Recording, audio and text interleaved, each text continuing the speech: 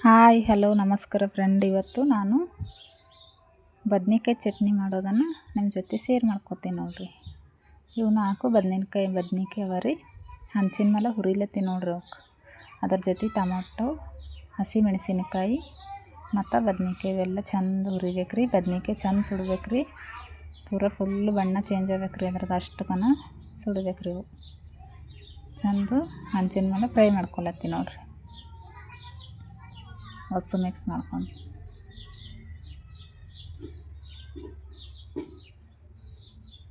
ಇನ್ನು ನನ್ನ ಚಾನಲ್ಗೆ ಯಾರು ಹೊಸಬರು ಸಬ್ಸ್ಕ್ರೈಬ್ ಮಾಡಿಲ್ಲ, ಸಬ್ಸ್ಕ್ರೈಬ್ ಮಾಡಿರಿ. ಬೆಲ್ ಐಕಾನ್ ಆನ್ ಮಾಡಿರಿ. ನಾನು ಹಾಕುವಂಥ ವಿಡಿಯೋ ಮೊದಲು ನೋಟಿಫಿಕೇಷನ್ ನಿಮಗೆ ಬರ್ತದೆ ರೀ. ನೀವೇ ನೋಡ್ಬೋದು ರೀ. ಈಗ ಹುರ್ಕೊಂಡಿನಿ ರೀ ಎಲ್ಲ. ಆಮೇಲೆ ಕುಟ್ಲಕ್ಕೆ ರೆಡಿ ಮಾಡಿ ನೋಡಿರಿ. ಬೆಳ್ಳುಳ್ಳಿ ಸುಲ್ದಿಟ್ಟಿನಿ ರೀ.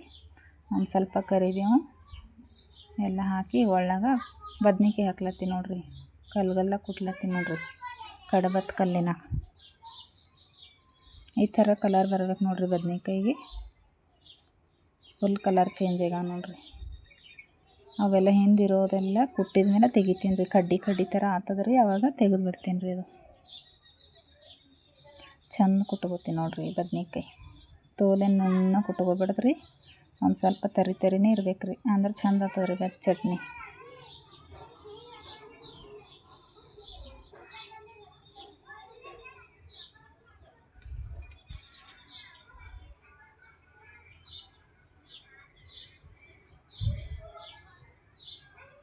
ಈ ಥರ ಕಲ್ಲಿನ ಕುಟ್ಟಿದ್ರೆ ಭಾಳ ಟೇಸ್ಟ್ ಬರ್ತದೆ ರೀ. ಮಿಕ್ಸಿಗೆ ಹಾಕೋದ್ಕಿಂತ ಈ ಥರ ಕಡ್ಬತ್ ಕಲ್ಲು ಇದ್ದರು ಈ ಥರ ಕುಟ್ಬೋದು ರೀ. ಇಲ್ಲದೇ ಇರೋರು ಮಿಕ್ಸಿದಾಗೂ ಹಾಕೋಬೋದು ರೀ. ಆದ್ರೆ ಕಲ್ಲಿನ ಕುಟ್ಟಿದ್ದು ಟೇಸ್ಟ್ ಬೇರೆ ಇರ್ತದೆ ರೀ. ಮಸ್ತನಾಗ ಆಗ್ತದೆ ರೀ ಕಲ್ಲಿನ ಕುಟ್ಟಿದ್ರೆ. ಇಲ್ಲಿ ನೋಡಿರಿ ಈ ಥರ ಕುಟ್ಟಿ ನೋಡಿರಿ. ಈಗ ಟೊಮೊಟೊ ಹಣ್ಣು ಹುರಿದಿದ್ದಲ್ಲ ರೀ, ಅವು ಹಾಕೋತೀನಿ ನೋಡಿರಿ. ಇದ್ರ 2 ಟೊಮೊಟೊ ಹಾಕ್ಕೊಂಡೀನಿ ರೀ. ಅವನು ಒಂದು ಸ್ವಲ್ಪ ಹಳ್ಳ ಕುಟ್ಬೇಕು ರೀ ಮೊದಲ. ಇಲ್ದ್ರ ಪಚ್ಚ ಎಲ್ಲ ಸಿಡಿತದೆ ರೀ. ಈ ಥರ ಕುಟ್ಕೊಂಡು ನೋಡಿರಿ. ಅದನ್ನು ಒಂದು ಸ್ವಲ್ಪ ತರಿನೇ ಇರ್ಬೇಕು ರೀ. ಅದಾದಮೇಲೆ ಈಗ ಹಸಿ ಮೆಣಸಿನ್ಕಾಯಿ ಇತ್ತಲ್ಲ ರೀ, ಹಸಿ ಮೆಣಸಿನ್ಕಾಯಿ ಹುರಿದಿಟ್ಟಿನಲ್ಲ ರೀ, ಇದ್ರ ಜೊತೆನೇ ಅವನು ಹಾಕ್ತೀನಿ ನೋಡಿರಿ. ಆಗ ಬೆಳ್ಳುಳ್ಳಿ ರೀ, ಒಂದು ಬೆಳ್ಳುಳ್ಳಿ ಈಗ ಒಂದು ಸ್ವಲ್ಪ ಕುಟ್ಕೋತೀನಿ ನೋಡಿರಿ.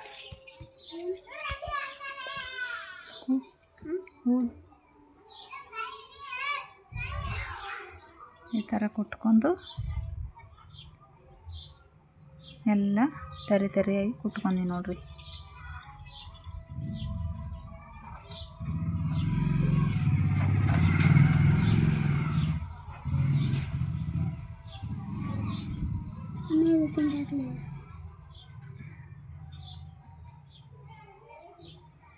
ಆಮೇಲೆ ಈಗ ಎಲ್ಲ ಹಾಕ್ಕೋತೀನಿ ನೋಡಿರಿ. ಒಂದು ಸ್ವಲ್ಪ ಹಸಿದು ಕರಿಬೇವು ಹಾಕ್ಕೊಳತ್ತೆ ನೋಡಿರಿ. 1 ಎಳೆಯಷ್ಟು ಫ್ರೆಶ್ ಇರೋ ಕರಿಬೇವು ರೀ. ಮತ್ತು ಅರಿಶಿಣ ಹಾಕ್ಕೋತೀನಿ ನೋಡಿರಿ. 1 ಟೀ ಸ್ಪೂನಷ್ಟು ಅರಿಶಿಣ ಮತ್ತು ಉಪ್ಪು, ಜೀರಿಗೆ ಒಂದು ಸ್ವಲ್ಪ ಉಪ್ಪು ರೀ. 1 ಸ್ಪೂನಷ್ಟು ಉಪ್ಪು ರೀ. 1 ಟೇಬಲ್ ಸ್ಪೂನಷ್ಟು ಜೀರಿಗೆ ರೀ ಹಾಕ್ಕೊಂಡು ಕುಟ್ಕೋತೀನಿ ನೋಡಿರಿ. ಇಷ್ಟೇ ಇಂಗ್ರೀಡಿಯೆಂಟ್ಸ್ ನೋಡಿರಿ ಇದಕ್ಕೆ. ಈಗ ಎಲ್ಲ ಚಂದ ಮಿಕ್ಸ್ ಆಗೋ ಥರ ಚಂದ ಕುಟ್ಕೋತೀನಿ ರೀ. ಆಮೇಲೆ ಶೇಂಗದ ಹಿಂಡಿ ಹಾಕ್ಕೋಬೇಕು ರೀ. ಹುರಿದಿರೋ ಶೇಂಗಾ ರೀ, ಅವು ಮಿಕ್ಸಿಗೆ ಹಾಕ್ಕೊಂಡು ಅದ್ರ ಪುಡಿ ಹಾಕ್ಕೊಳತ್ತೀನಿ ನೋಡಿರಿ. ಇದಿಷ್ಟು ಹಾಕ್ಕೊಂಡು ಚಂದ ಎಲ್ಲ ಕಲಿಯೋ ಥರ ಮಿಕ್ಸ್ ಮಾಡ್ಕೋಬೇಕು ರೀ. ಮಸ್ತನ ಇಷ್ಟ ಆಯ್ತಂದ್ರೆ ಆಯ್ತು ನೋಡಿರಿ. ರೆಡಿ ನೋಡಿರಿ ಬದ್ನಿಕಾಯಿ ಚಟ್ನಿ ರೀ.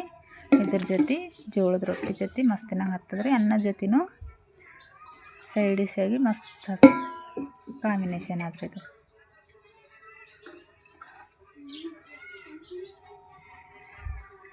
ಇದೆಲ್ಲ ಕುಟ್ಟದಾದ್ಮೇಲೆ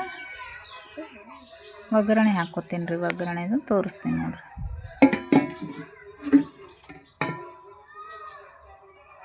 ಈ ಥರ ಆಯ್ತು ನೋಡಿರಿ. ತರಿಯಾಗಿ ಎಲ್ಲನೂ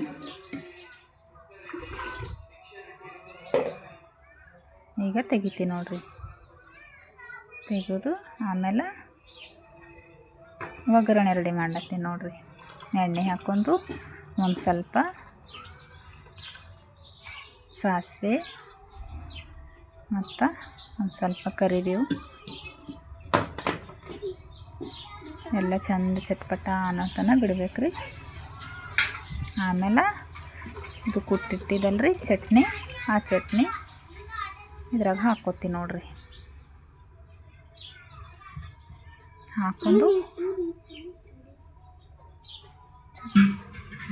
ಹಾಕ್ಕೊಂಡು ಮಿಕ್ಸ್ ಮಾಡ್ತೀನಿ ನೋಡಿರಿ.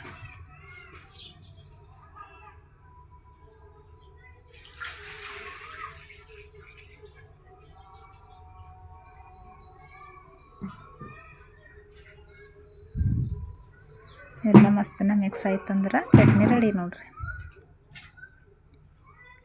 ನಿಮ್ಗೆ ಇಷ್ಟ ಆದ್ರೆ ಲೈಕ್ ಮಾಡಿರಿ, ಶೇರ್ ಮಾಡಿರಿ, ಸಬ್ಸ್ಕ್ರೈಬ್ ಮಾಡೋದನ್ನು ಮರಿಬೇಡ್ರಿ. ನೀವು ಈ ಥರ ಬದ್ನಿಕಾಯಿ ಚಟ್ನಿ ಮಾಡಿ ಜೋಳದ ರೊಟ್ಟಿ ಜೊತೆ ಟೇಸ್ಟ್ ನೋಡಿರಿ ಹೆಂಗೆ ಅಂತಂಥೇಳಿ ಅಂಥೇಳಿ ಕಮೆಂಟ್ ಬಾಕ್ಸ್ನಾಗ ತಿಳಿಸ್ರಿ. ಇಲ್ಲಿ ನೋಡಿರಿ ಎಷ್ಟು ಮಸ್ತಾಗ್ಯದ ನೋಡಿರಿ.